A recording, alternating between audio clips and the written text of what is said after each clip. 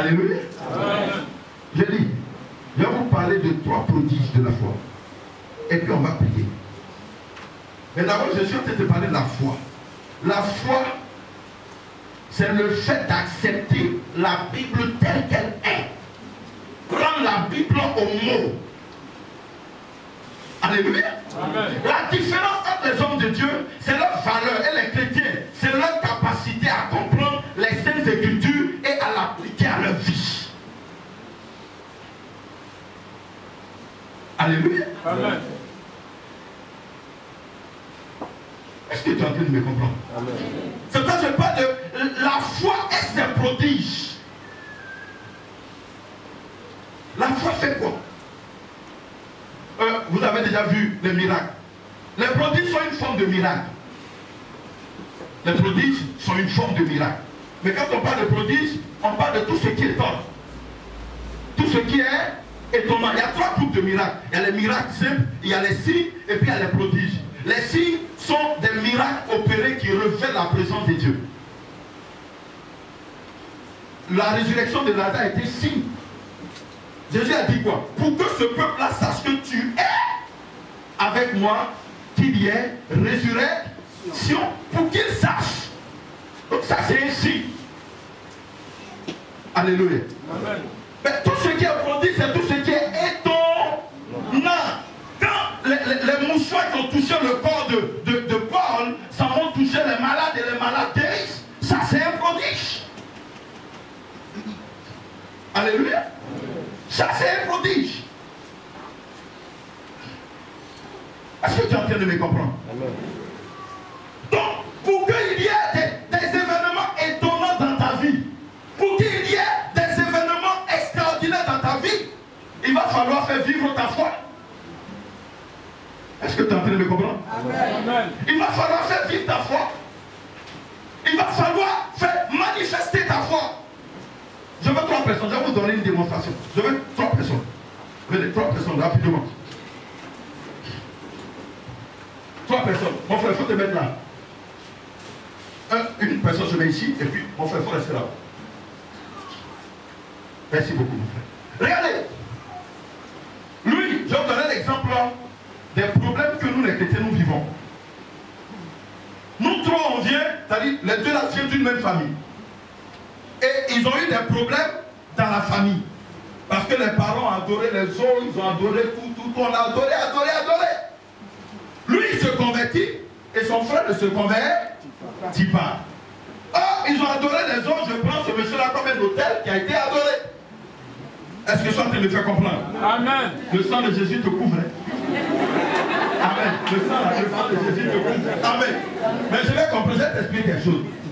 Comme nos parents ont tellement adoré l'autel qui est là, l'autel là, il y a une principauté démoniaque sur l'autel. Est-ce qu'on me comprend? Et donc, cette principauté démoniaque a à sa disposition beaucoup d'esprits mauvais pour pouvoir exécuter l'ordre que le diable lui a donné. Lui, il était là-bas, les 2 étaient païens.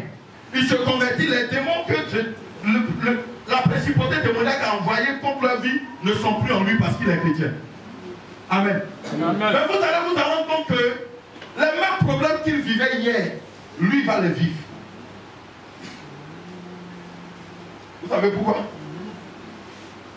Vous ne savez pas? Lui, il a envoyé des esprits contre eux. Lui, il n'est plus là-bas. Il est venu ici, il s'est converti. Le démon ne l'habite plus. On a fait sa délivrance, on a tout fait. Mais il vit les mêmes problèmes que son frère. Or, son frère, lui, il est possédé. Il est dans le monde. Le sang de Jésus se couvre. Est-ce que je suis en train de me faire comprendre? Amen. Mais j'explique quoi? Pierre a dit quoi? Il dit, soyons sobres, résistons au diable, parce qu'il nous rôde autour de nous, c'est ça qui va dévorer. Mais vous et moi, chrétiens, nous savons que le diable n'est pas omniprésent. C'est Dieu qui est omniprésent. Voici pourquoi dans la Bible, on parle de, je sais que là où tu demeures est le trône de Satan, dans le livre d'Apocalypse. Donc le diable a un siège. Mais quand Pierre dit le diable rôde tout autour de nous tous là, il veut parler de quoi? Des esprits qui travaillent pour lui, qui sont autour de nous. Donc lui, les démons l'ont possédé, ils sont en lui, envoyés de l'autel. Mais lui, les démons ne sont pas en lui, mais les démons sont que vous comprenez? Amen.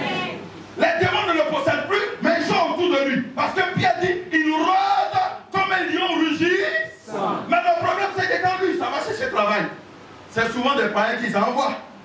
Lui aussi, quand il va chercher travail, c'est les païens qui s'envoient. Et les démons, quand ils arrivent, eux, ils savent quel démon qui habite le païen. Donc, ils peuvent communiquer avec le démon, l'esprit qui est là-bas, et lui dire, lui, il ne doit pas avoir travail. Il ne fait plus partie de notre but. Il faut qu'il sache qu'il a eu tort de devenir créé. Donc vous allez vous rendre compte que même quand il veut se fiancer dans l'église, les filles refusent de le fiancer. Et dans le monde aussi, eux aussi ne trouvent pas femme pour marier. Les mêmes finalités, mais pas la même action démoniaque. L'autre, les démons le suivent. Et comme souvent nos soeurs ne sont pas convertis et nos frères aussi ne sont pas convertis, pour chercher la vraie volonté de Dieu, quand le frère vient, elle s'en va expliquer à sa soeur, et sa soeur dit le frère qui a un seul pantalon. Il faut refuser ça. Et le frère lui ne sait pas pourquoi la soeur a refusé. Mais la soeur même ne sait pas pourquoi elle a refusé. C'est un esprit qui a parlé à ses os pour lui dire, il a un pantalon. Il dit, il veut devenir chrétien. Il faut refuser. Parce qu'une soeur habitée par l'esprit ne va pas regarder au physique. Alléluia. Il ne va pas regarder au fait que le frère a un pantalon aujourd'hui. Mais sa foi va l'amener à comprendre que s'il a un seul pantalon, il a dit pantalon, c'est l'homme de ma vie. Je ne fais pas ça.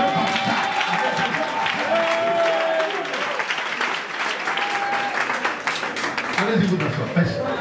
Donc vous voyez ce que je suis en train de dire. Donc vous voyez, si celui-là, il n'a pas la foi pour prier, pour refuser ces négativités dans sa vie, pour les rejeter loin de sa vie, il va se mettre à se morfondre. 1 an, 2 ans, 3 ans, 5 ans, 15 ans.